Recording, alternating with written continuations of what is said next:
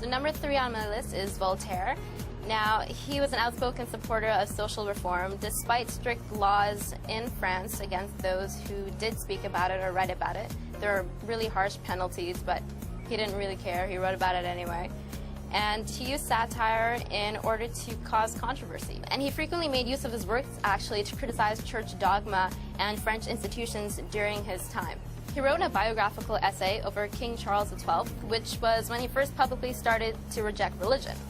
He went even further as to write that human lives were not destined or controlled by bigger things. Voltaire also dealt with metaphysics, which is part of philosophy that talks about things that can't necessarily be proven, such as why we have life, what its purpose is, if God really exists.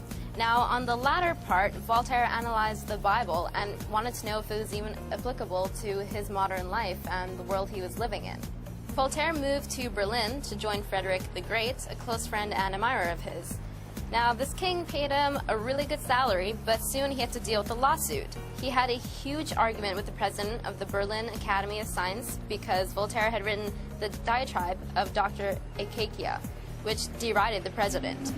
Now, this really upset his friend, Mr. Frederick the Great, who ensured all copies of the document were burned. He even went on to arrest Voltaire at a hotel where he was staying along his trip back home. So Louis XV banned Voltaire from Paris, which was where he was supposed to go, and instead he headed out to Geneva. So in '83, when he was 83 years old, he returned to Paris, where he was finally allowed to go. But believe it or not, he was so excited that he actually died. Anyway, the church didn't permit his burial under church grounds because of all his comments he had made in the past, and they didn't know what to do with it. But ever since then, he's been moved, or his body's been moved at least, from one place to the next, one cemetery to another.